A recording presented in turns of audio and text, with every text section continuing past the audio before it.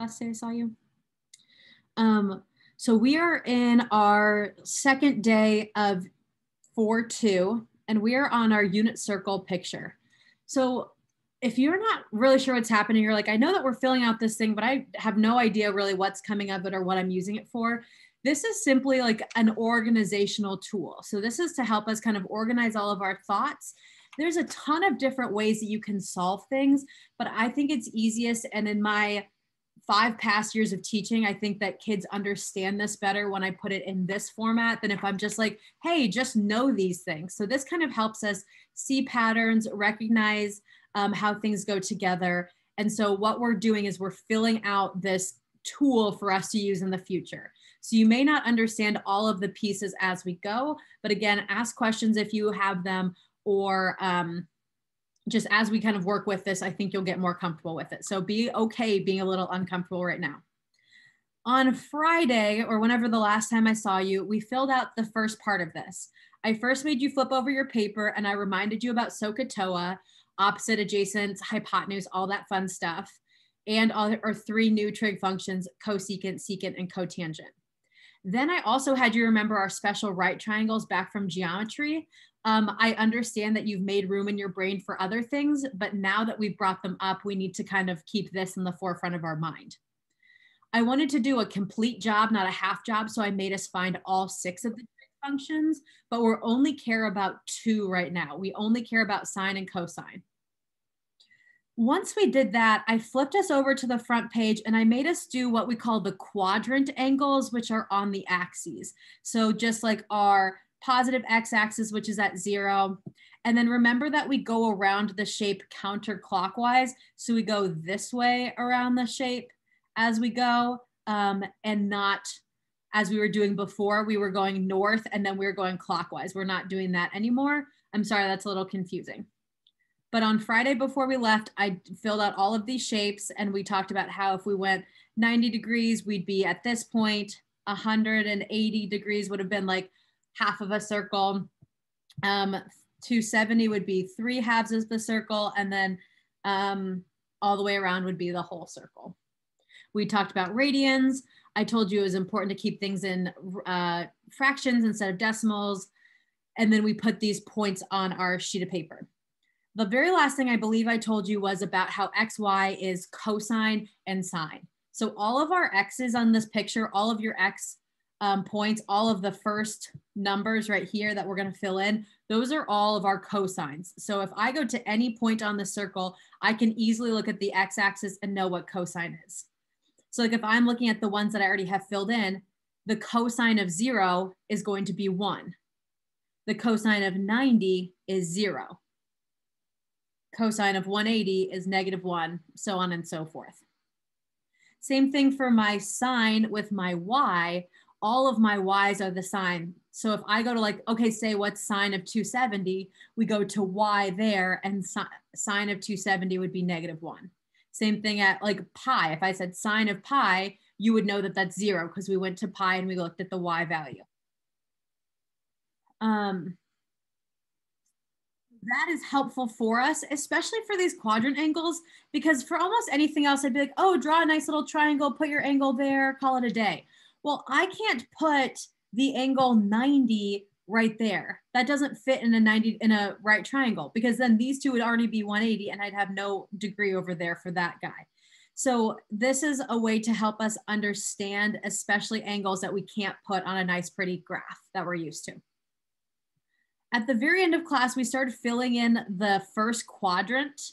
And before we do that, or before I talk about that, I want to go through really quickly and just keep in mind what we know about algebra and label these quadrants. So we know that quadrant 1 is the one that's in the top right. In quadrant 1, all of my values are positive. X's are all positive and Y's are all positive, right? We remember that. We're going to fill in all the other ones. If we go to quadrant 2, we knew that we went to the left for our X. Those are the negative X's, but then we go up for our Y's. So my points here are going to be negative, positive. Again, these are things that you're like, oh yeah, I knew this, Miss White. I want to go over the things that we know, so then we have things that we don't know, we can kind of mesh them together. Next, I go down to quadrant 3, which is going to have negative x's and negative y's. I went to the left and I went down. So it's going to be negative, negative. And then last is quadrant 4. And that is a positive x because I'm still going to the right for my x, but I am going down for my y's, which is negative. This is stuff you learned back in Algebra 1. So already stuff we knew, stuff I'm just reminding us of, okay? After that, and I believe you guys were a little bit ahead of the other class, I think we labeled this middle line 45. If we've labeled other things, I'm just gonna kind of build like we haven't learned anything yet, so just kind of deal with me for a second. This first line, this middle line is 45 degrees because it's halfway between 90 and 0, so 90 divided by 2 is 45. I also could do my radians here. You could either do 45 times pi over 180 and just do a conversion. Or if I know that 90 is pi over 2, I can do half of that. So half of pi over 2 is going to be pi over 4. That's the exact same thing I would get if I did 45 times pi over 180. That's the easiest fraction, so we'll just leave it kind of there. So we need to get comfortable knowing degrees and radians of each angle. The next thing we can do is we can fill in our coordinate points. We know our coordinate points go cosine and then sine. So let's flip over our paper to find out what sine and cosine are of 45. Again, I think we already have that filled in, but if we don't, we can go back and look really easily. They're the same, root 2 over 2, root 2 over 2. So I'm gonna go fill those into my coordinate points. Cosine goes first, but they're the same thing, so it doesn't technically matter. So I've got root 2 over 2, root 2 over 2. Okay. Any questions so far on that? We're focusing in on quadrant 1, so let's do the 30 and the 60 while we're here. 30 degrees is between 45 and 0, so it's the next line that we see there. So I'm going to make that a purple line. So this is my 30-degree line. And again, I don't remember if we filled this in or not. I'm going to do the exact same thing that I did before. Let's figure out what it is in radians and let's put in our sine and cosine. So 30 times pi over 180. I don't have a cute way to get between 45 and 30, so I'm just going to do my straight up conversions. The zeros cancel out, and then I've got 3 over 18. Well, 3 and 18 both have a common factor of 3, so I'm left with pi over 6. So my radian of 30 is pi over 6. Now that we have our degree and our radian, let's go fill in our cosine and our sine. So I'm going to go back to the back page and figure out what cosine and sine are and put them in for my x and y. That's my middle triangle. So my cosine, I know we're used to doing sine and then cosine, but in our heads, we got to get used to now doing cosine first because it's my x. Cosine is root 3 over 2, and then sine is 1/2. So I'm going to go fill that in up here. My x is my cosine, which is root 3 over 2, and my sine is my y, which is 1/2. All of these are positive again because we're in the first quadrant. My x's are positive, my y's are positive. All right, and then the last one we're going to do in quadrant 1 is the third angle. The last important one that we haven't talked about yet is 60.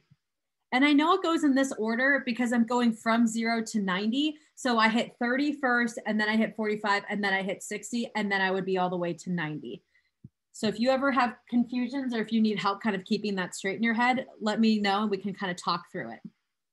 Let's make 60 a radian. So 60 times pi over 180. The zeros cancel. Oh, and 6 and 18 both have a common factor of 6. So it's going to be pi over 3. Now I need to fill in my point. So I'm going to go to the back side and look and see what cosine and sine at 60 were. That's my triangle on the right. So again, cosine first, 1/2, and then sine root 3 over 2. Cosine first, 1/2. Sine is root 3 over 2. Notice how the 30 and the 60 degrees are just flipped. It's really easy to make mistakes as we go. So whatever you need to do in your head to make sure that you know which one's which.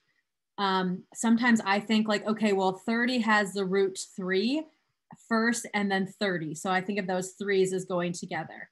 If you need little helpful mind tricks, I'd be happy to help you. Just let me know. We can think through them. I'm gonna make my 60 line this green one. Oh, my email is blowing up. I wish that would stop. Okay. Okay, now I think we've done the hard part. You might be like, Miss White, we've barely filled in this. We have so much shape left. How is this the hard? How have we done the hard part? Everything else is in reference to these 3 angles. Let me write something down at the bottom. I need to, one more thing that we need to write at the bottom before we move on. So right down here in this space, I'm gonna write something that I call the bow tie angles. Think of what a bow tie looks like. Boys, if you've ever worn one, you know what they look like. Girls, we've all seen them. Think in your head what a bow tie looks like. That's what these angles are down here. We also call them reference angles. So that's a more like math-y term for it. But bow ties is very visual to me. I've heard other teachers call them butterfly angles, and that also looks like a butterfly. So I like to think of a visual word that helps me keep track of what it is. A bow tie angle, if I have my normal XY axis, these bow tie angles come, they always start from the origin, they make an angle out, and then they drop a perpendicular to the x-axis. So they're always 90 degrees to the x-axis. I've made kind of a big deal of drawing all my triangles like this in the first quadrant so far, because I want us to see this and get in the habit of it.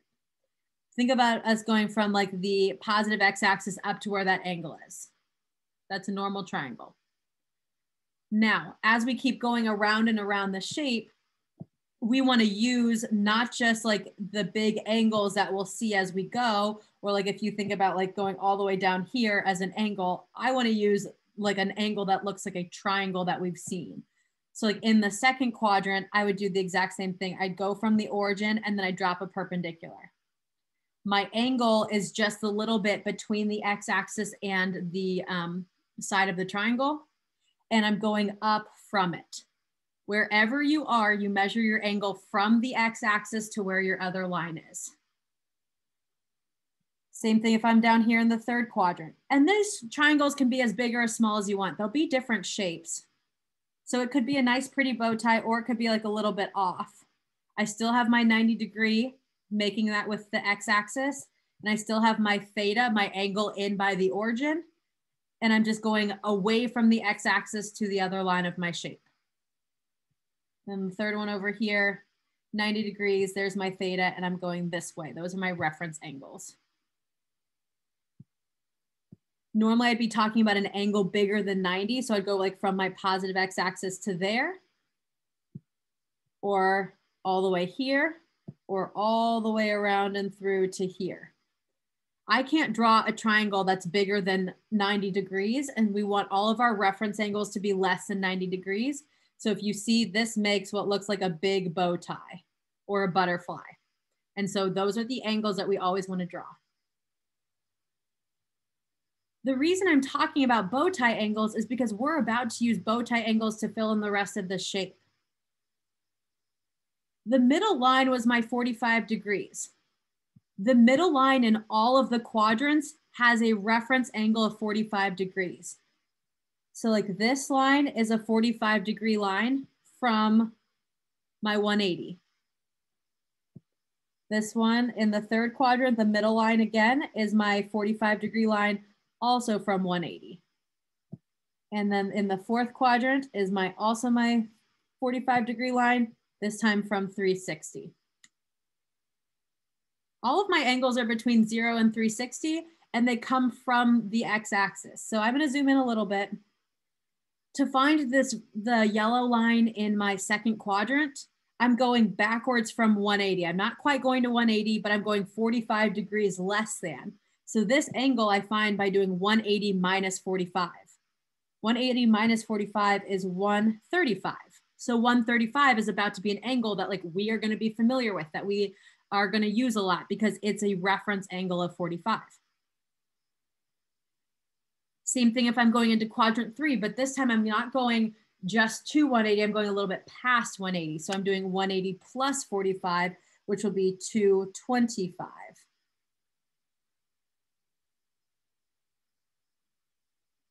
And then the last one is a 45-degree angle from my 360. So I'm not going all the way to 360. I'm going 45 less than 360. So 360 minus 45 is 315.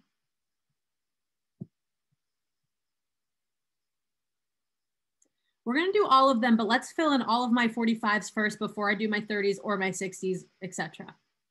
Now, I think the next easiest thing is to fill in our actual coordinate point. So I'm going to fill in my point, my root 2 over 2, root 2 over 2 at all of these yellow lines before I do my radian, because I think that that's easier.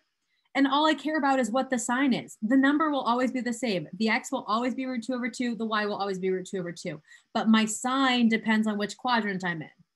So like the next one I'm going to do is quadrant 2. So I'm going to go to my 135-degree angle. And in quadrant 2, my x's are negative. So I'm going to write negative root 2 over 2. And my y's are positive. So it'll be positive root 2 over 2. Same thing for quadrant 3, except both of them will be negative.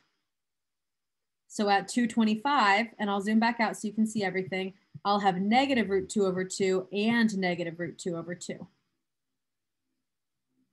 They're all the same points, just the sign matters. And at 315, that's in quadrant 4, so my x is going to be positive and my y is going to be negative. So I will have positive root 2 over 2 and negative root 2 over 2.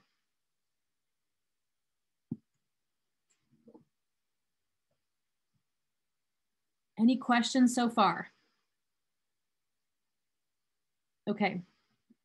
Now what I think is the hardest part is the radian, just because it's kind of fractiony. So if anyone has trouble with the fractions, let me know. We might need to do some outside of class work. But my 45 is always a pi over 4. So all of these are going to be pi's over 4. In order to get to 135, we did 180 minus 45. So in order to get the radian, I'm going to do pi minus pi over 4. The radian versions of 180 and pi over 4. You can always convert 135, multiply that by pi over 180, but that's a lot of work. And I think the fractions will make sense the more of them we do. So 1 full pi, so 4 pi over 4 minus 1 pi is going to be 3 pi over 4. Just some fraction work. To go down to quadrant 3, I didn't minus. This time I went farther than 180, so I added. I did 1 full pi, so 4 pi over 4 plus 1/4 pi, so 5 pi over 4.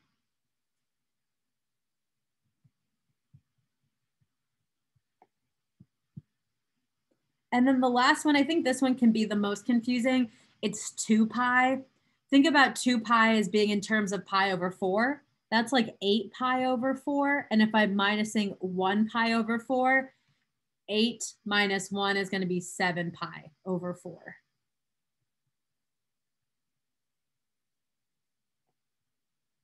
In a little bit, we're going to see a pattern, and we may see different patterns, but I'll kind of point out a couple so you can kind of see what I'm talking about in a second.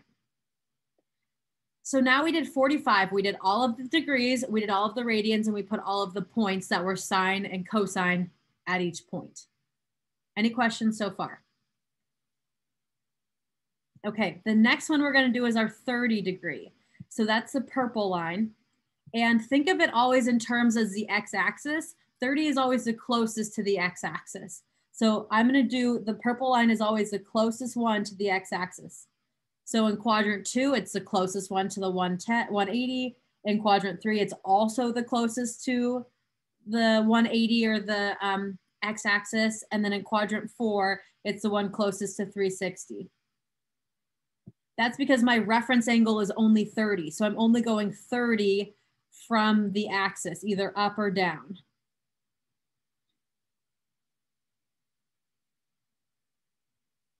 So let's find the degrees first. I think that's the easiest. So if I do 180 minus 30, because I'm going in quadrant 2, that's going to be 150. Now, if I'm in quadrant 3, I'm doing 180 plus 30 because I'm going a little bit farther than 180. So 180 plus 30 is 210. That says 210, not a weird 40. That's good enough. And then the last one is from 360. I'm going a little bit less than 360. I'm doing 30 degrees less than 360. So that's 330.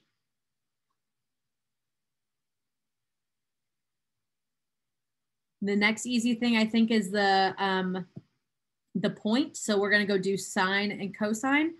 Cosine is X, sine is Y at all of my points. But remember to keep your signs, your like positive or negative signs in mind. So all of them are going to be √3/2, comma 1/2.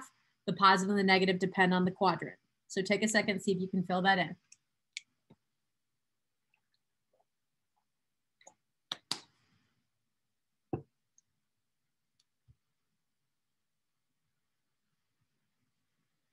So in quadrant 2, the X is negative. So it's negative √3/2, comma positive 1/2.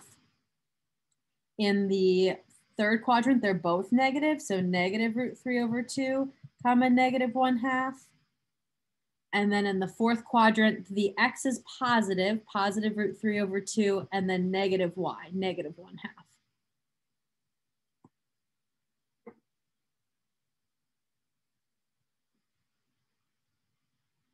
Okay, the last thing we have to do with our 30s is do our radians. Again, you can do each number multiplied by pi over 180, but I want us to get into some pattern with these fractions. So 30 is in terms of pi over 6. If I'm going to quadrant 2, I'm going to minus pi over 6 from pi. If I have 1 full pi and I minus pi over 6, that's 6 pi over 6 minus 1 is 5 pi over 6. So my radian at 150 is 5 pi over 6.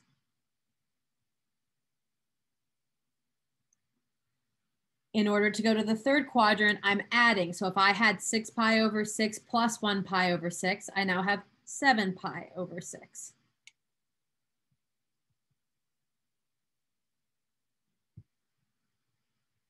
And then from 360, I think is the hardest one. But if you think about it in terms of pi's over 6, it's easier. So 2 pi is the same thing as 12 pi over 6. And if I minus 1 pi over 6, 12 minus 1 is 11 pi over 6.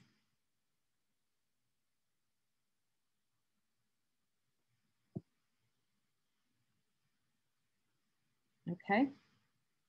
We've done the 30, we've done the 45, and we're about to do the 60. Any questions so far? Again, we'll kind of see why we're doing this in a minute. So as long as you're understanding why I'm doing what I'm doing to fill it in, we'll understand why we're filling this in a second. So now we're doing 60. So that's the last line that I haven't colored in yet. I'm going to color it green. And it's the one that's the farthest from the x-axis. You can think of it as the closest to the y-axis.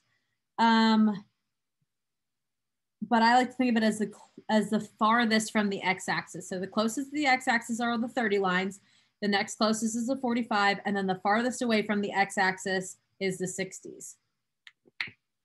And so we're either adding or minusing 60 to get to each line. And we're always adding or minusing it from our 180 or our 360, from our pi or our 2 pi. I want to point out really quick that I've never colored anything in here by the y-axis. There's a reason. The y-axis is not a reference thing we use ever in the unit circle. Never, ever, ever draw to the y-axis. Never, ever put anything on the y-axis. Everything is in terms of the x-axis. So we're always focused on this axis, not the y. Okay, so that being said, we're going to do 180 minus 60, which is 120. That's my degree in my quadrant 2, 120. In quadrant 3, I have to do 180 plus 60, which is 240. And then for quadrant 4, I have to do 360 minus 60, which is 300.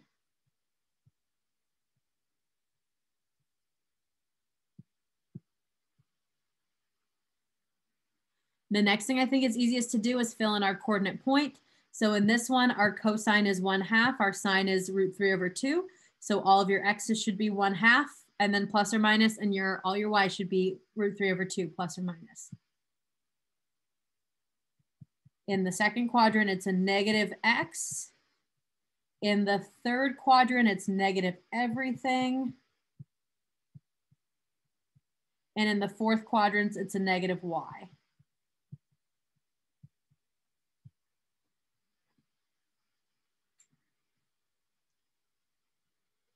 Okay, we have everything filled in except for our radians for our 60.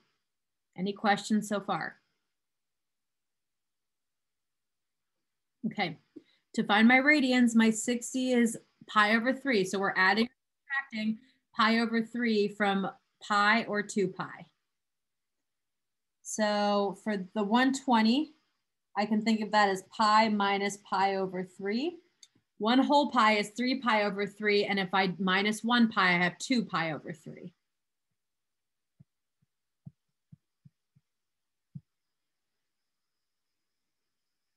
Same thing for the next one, except I'm adding it now to pi. So pi plus pi over 3. 3 pi over 3 plus another pi over 3 is 4 pi over 3. That goes at the spot where I've got 240.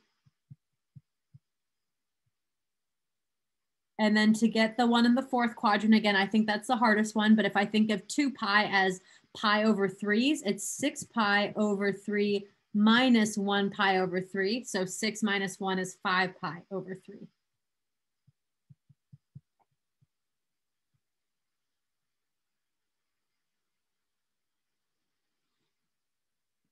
Okay, our unit circle is all filled out. Now, the reason we did this is several reasons. Again, it's an organizing tool. So one thing it does is it organizes all of our degrees and radians next to each other. So the more we look at this, the more familiar we should be, and the more we should start knowing some of these radians and degrees that go together instead of always having to convert. So like since I see like 300 is next to 5 pi over 3, like I'll start recognizing that those go together. I know that pi over 4 goes with 45. And so I should see that all of the 45-degree reference angles have a pi over 4. That's a pattern. Another thing I have is now looking at this shape, all of the important angles that matter to me, I can ask you for sine and cosine, and you can easily tell me. I can say, okay, what's sine of 150? You would be like, okay, cool, I'm gonna go to 150 and the sine is the y value. So I'm just gonna look, okay, sine of 150 is 1/2, boom. I could also ask you for them in radians. And if you're still not great with radians and degrees, you can start to figure it out. So if I say, okay, what's cosine of 5 pi over 4? Okay, let's find 5 pi over 4. That's over here. And cosine is its x. Negative root 2 over 2. The end. Now, while my graph only has sine and cosine, we can use our knowledge of how the other trig functions relate to sine and cosine in order to find all or any of the trig functions on this picture. So I want you to flip over to the backside because I want to add something to our sine, cosine, tangent table. As you can kind of see, because I don't have a paper version in front of me, you can see the bottom of my page, how I said x, y is the same thing as cosine, sine. Well, that's the first thing I'm going to write here. Instead of writing sine is just opposite over hypotenuse, it's also y. So if I'm looking at my unit circle, sine is just the same thing as y. Cosine, yes, it's adjacent over hypotenuse, but if I'm looking at the unit circle, not a triangle, cosine is just x. Tangent is opposite over adjacent. And since my hypotenuse in all of these is 1, my tangent can be written as y over x. So I can physically just divide the two numbers I have, some number divided by another number. And then the way we've set up our table, everything is the reciprocal of the one next to it. So if sine is y, then cosecant is 1 over y. If cosine is x, then secant is 1 over x. And if tangent is y over x, then cotangent is x over y.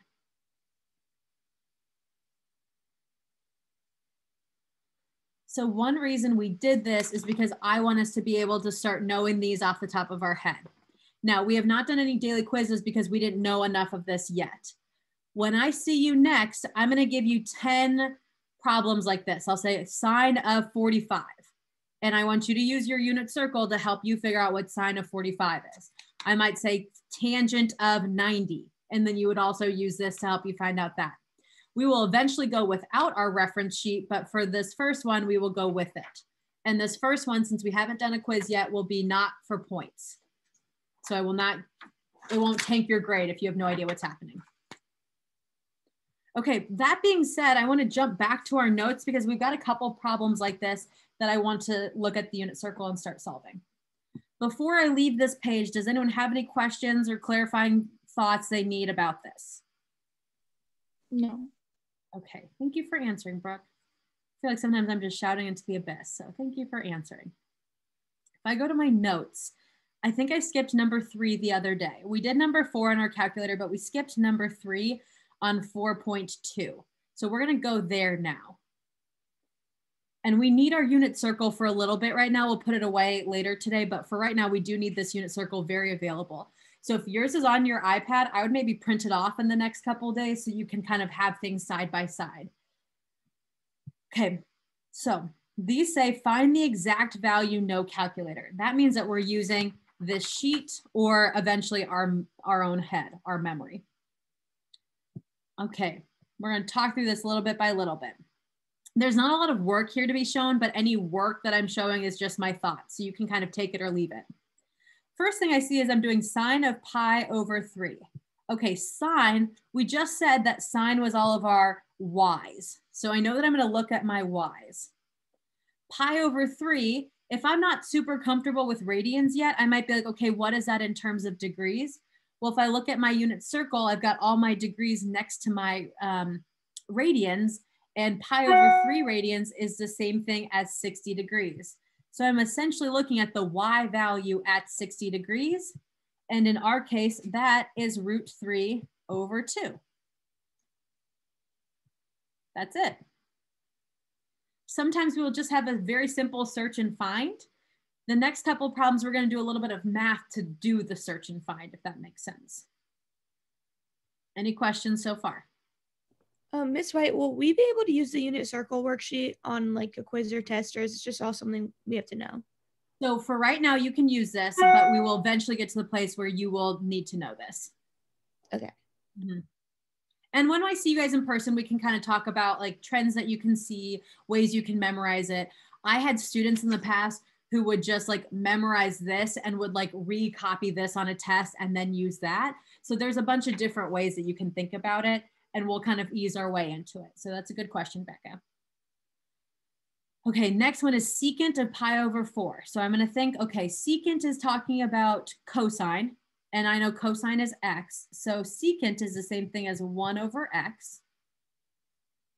And then pi over 4, again, if I'm not great with radians, I can look at my sheet and I can say, oh, I know that that's my 45.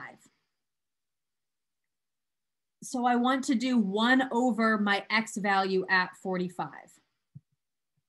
My x value at 45 is root 2 over 2, which is also my y value because their sine and cosine is the same.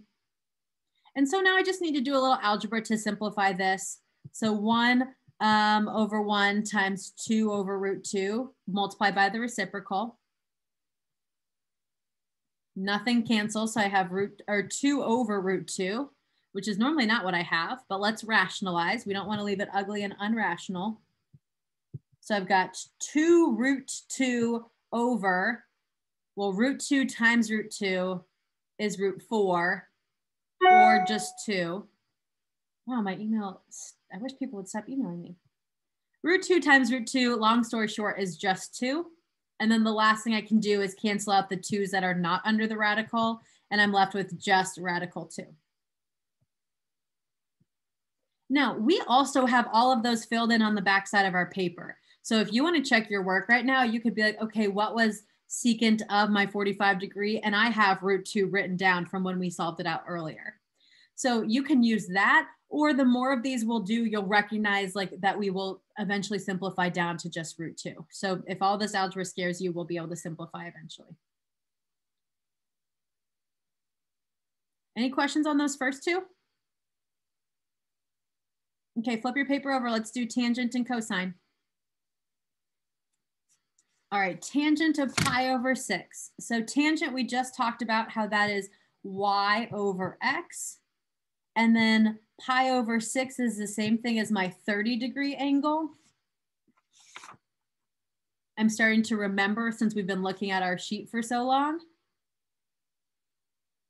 And so I got to figure out what my y divided by my x is from my 30. So my y is 1/2, and I'm dividing that by the x, which is √3 over 2.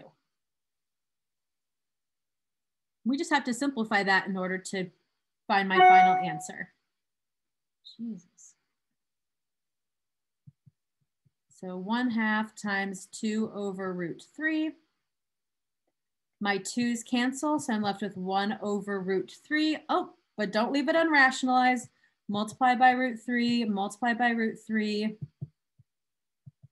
√3 over 3 is my final answer for tangent of pi over 6 or tangent of 30.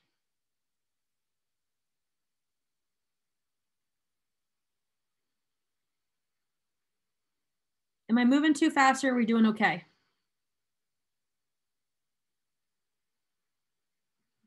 Okay. I'm gonna assume we're okay. I got a thumbs up. Okay.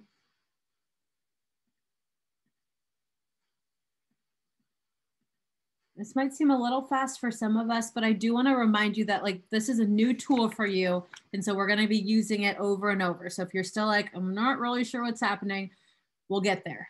Let's do one more. The last one says cosine of pi over 3.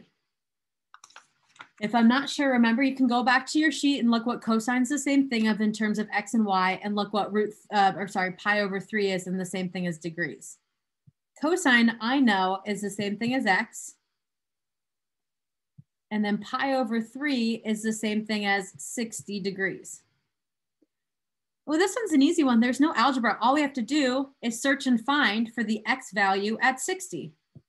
So I'm going to go to my unit circle. I'm going to the x value at 60, which is just 1/2.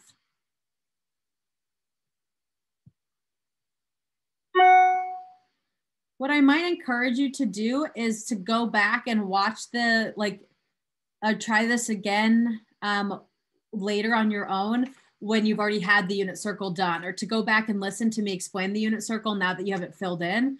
Sometimes this is a lot of information at once. And again, we're building off of it. And we're going to do a couple things in a minute that don't use the unit circle, but I wanted to start it ASAP and not wait until like we needed to already know it. So we're kind of starting it a little early so that by the time we need to know it, you already know some of these things and you already have some of it memorized. Okay, we already did number 4. Any questions on number 3 before I move to number 5? Okay, we're still using the unit circle. So if I'm moving a little fast for you, now we're going to look at it in a little different way, which hopefully helps. Number 5 says find theta, which we know is the angle, and find it in degrees and radians. And all we're doing is we're just looking at quadrant 1 right now. So we're only looking at quadrant 1. That means I'm only looking at between 0 and 90 degrees. My answer is going to be an angle in degrees and in radians.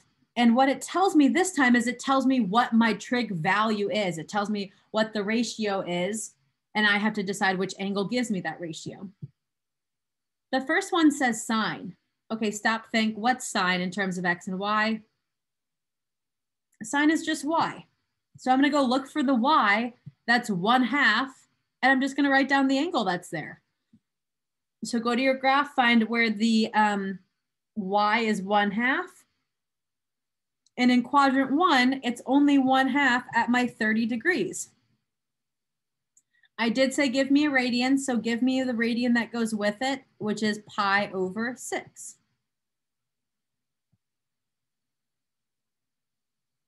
Sometimes we just do a little search and find. There's not a lot of math here. You don't even have to write y on your paper. That's me showing you what I'm thinking. Now, the next two, we're going to do a little bit of math before we can just search and find. Because if you remember, secant is not physically on my graph. Sine and cosine are on my graph, not secant. However, secant is the same thing as cosine. It goes with cosine, 1 over cosine. And so secant in terms of x and y's is 1 over x. If that's the case, I can find out what x is by setting my ratio root 2 equal to 1 over x. Now, you might already think in your head that you know which one it is. If you think you know without even having to do any math, just watch me and then I'll confirm you in a second. So if I'm going to do this mathematically, algebraically, if I have no guesses in my head, I'm going to cross multiply. So I've got root 2 times x equals 1. And then I get x by itself by dividing by root 2. X equals 1 over root 2. Well, we know 1 over root 2 is not rationalized, so multiply by root 2 on top and bottom. So I get 2 root 2. This is my x value that I need to go search and find on my graph, where x is root 2 over 2 is the angle that I want. So I see x is root 2 over 2 at the angle 45 degrees or pi over 4 radians.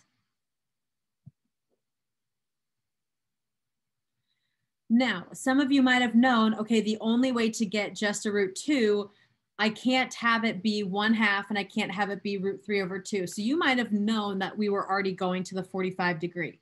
These are patterns that I'm talking about. The more that you see this, the more you'll know. Also, we physically did it on the backside of our sheet. On the backside of the unit circle sheet, we did all of the trig functions. So you could have gone back there and looked and been like, okay, secant of theta was root 2 in my 45, 45, 90 triangle. So that's another way you can check right now. Again, we'll get to the point where we're not using this, but this is our crutch that we're using now.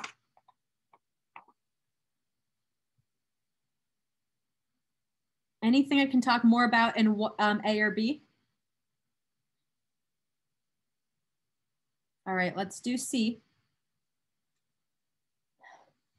C is a little bit more tricky because, again, I have to do some math before I search and find, but I can't do the same math I just did before.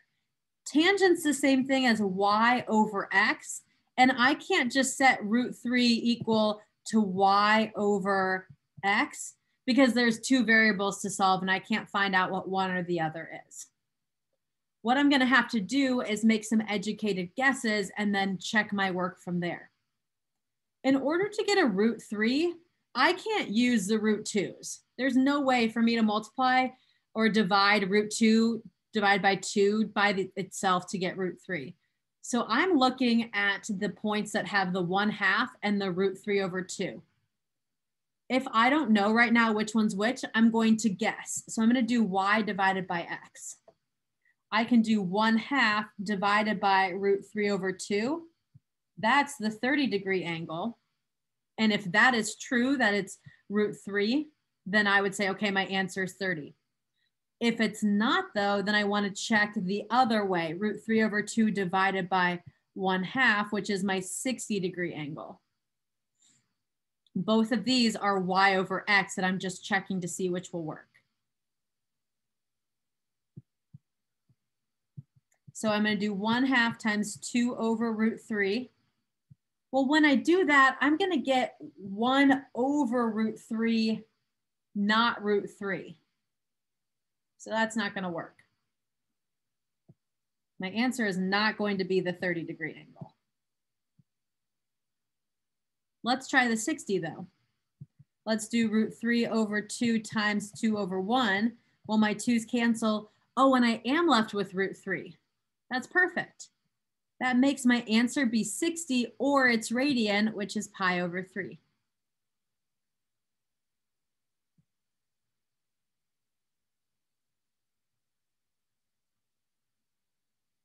I think that was the hardest one because we had to kind of guess and check.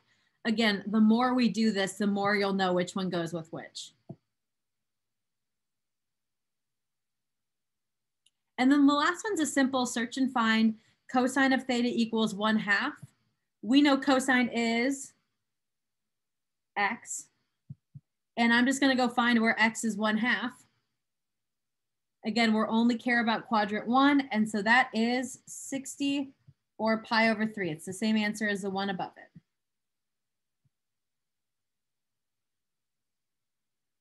Okay. That is all we're doing with the unit circle today. We're going to do some basic trig that I know I taught you guys back in geometry a couple years ago, but I also assume that we don't remember it. What I'm going to give you at the beginning of class tomorrow, though, are problems just like number 3. So if you want to practice some of that, or if you want to get a head start on your homework, you should be able to do that. And again, tomorrow you can use your tool. Tomorrow isn't a Wednesday. Next day I see you. Okay, for the last couple problems, you may want a calculator out. And again, I believe that you've already learned this, but I'm going to pretend like you've never learned it before. We're doing number 6, and I want to do 7a. So let's try and get through what we can get through. We are solving for the variable shown. We are using a calculator, and we're also using our very basic SOHCAHTOA. We have found angles using SOHCAHTOA before. We found side lengths using Pythagorean theorem, but this time we're going to find side lengths using trig. So in this first one, I gave you angle is 57. So let's first label all the sides. I'm going to label opposite is my 32 because it's across from 57. The y is the hypotenuse because it's across from the 90. And then the third side is the adjacent because it has no other distinguishing features. Now that I've labeled it, I want to see which trig function am I using, sine, cosine, or tangent. It looks like since I've got opposite and hypotenuse, I'm going to use sine. So I'm going to say sine of, and in this case, I'm doing sine of 57 equals opposite, which is 32, over hypotenuse, which is y.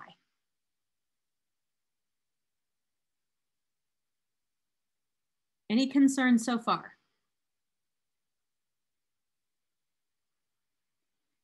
The last part is just simplifying algebraically so I can easily put it in my calculator. So I'm going to get y by itself, and I have to start by getting rid of this fraction. So I'm going to multiply by y on both sides, which gives me y sine of 57 equals 32. And then the last thing I need to do to get y by itself is divide both sides by sine of 57. And so I'm physically about to plug in my calculator, y equals 32 divided by sine of 57. Now, while you're writing that down, I'm going to get my calculator up. It's got this cool calculator I use on my iPad now. Nope.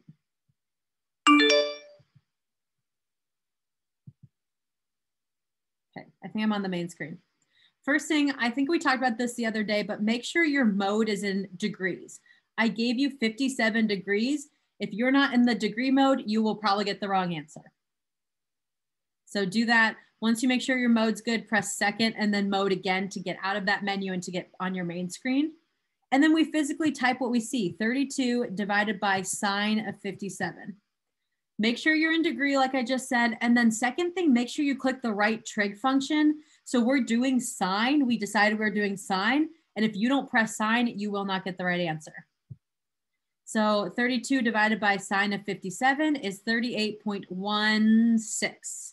I think the direction said round to the 100th place, which is 2 places after the decimal.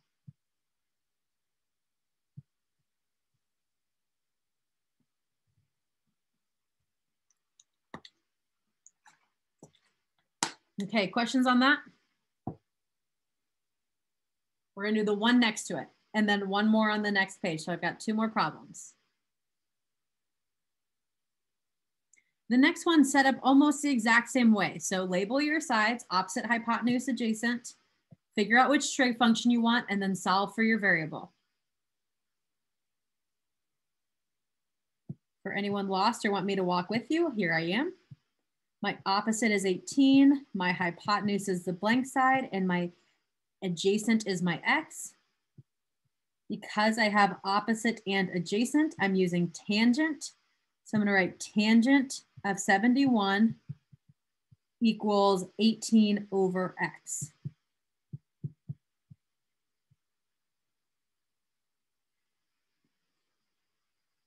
Tangent of 71 equals 18 over x.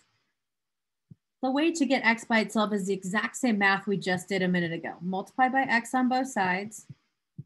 X tan 71 equals 18. Divide by tan of 71. X equals 18 over tan of 71. I would say check your mode to make sure you're in degrees, but I haven't touched my calculator, so I am definitely still in degrees. 18 divided by tan of 71. The biggest mistake I've seen here is we were just doing sine, so people want to keep pressing sine. No, no, no. You have to do the trig function that we decided on. We decided tan, we're doing tan. And that is 6.20.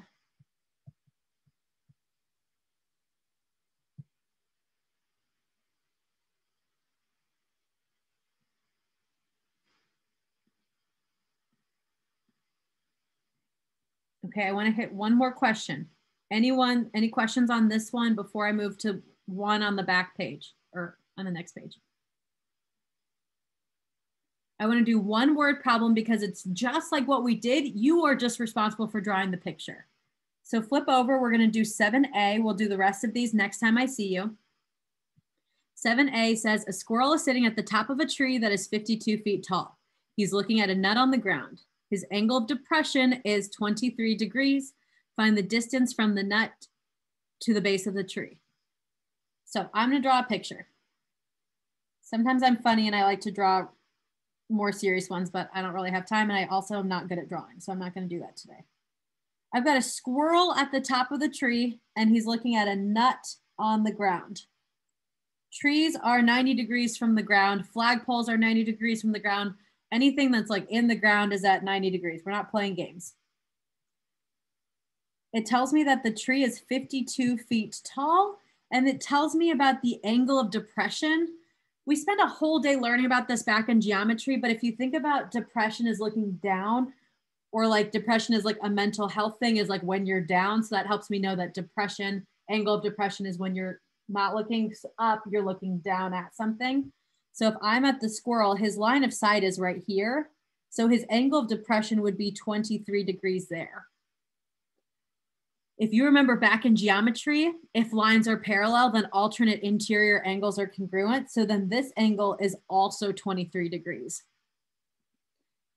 If that's something you want to learn more about, or if you don't remember, let me know. We can talk more about that at a later date. But the angle of depression from the squirrel to the nut is the same thing as the angle of, oh God, what's the opposite? Angle of incline, the incline angle. Okay, I don't remember that vocab word, but I'll come up with it later. From the nut up to the squirrel.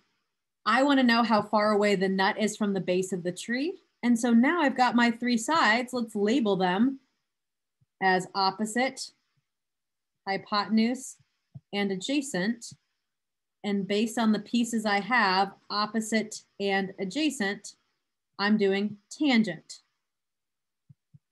Tangent of 23 equals 52 over x.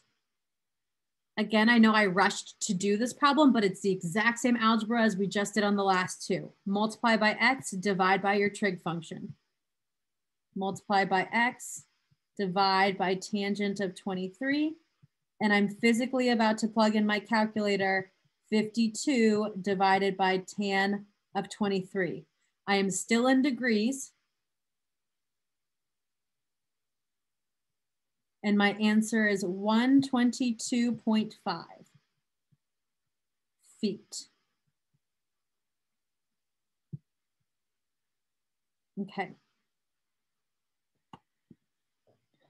I need like 30 more seconds of your time. If you have any question, I'd be happy to answer anything after I dismiss you. But remember that your 4.1 homework is due tomorrow. So you can turn it in online today. You can turn it in online tomorrow, or you can turn it in person to me tomorrow, even though we do not see each other. I have not assigned 4.2 yet because we are not done. And if you need any help with this, I know some of this was new stuff and I know I gave you a ton today. First thing is this is all recorded. So go check out YouTube later this afternoon or tomorrow or whenever you want to relearn this. Or before school, I'm here on days 1, 3, and 5. And any other time, I'd be happy to Zoom you. I'd be happy to meet. whenever. So just please ask. If you're not understanding, or if you're not doing as well on tests and quizzes as you think you should be, you got to ask for help. Do not give up on yourself at this last bit of your senior year. We are almost done. And I promise with just a little bit of outside help, I can help make things make sense. Okay. That being said, I'll turn off my recording.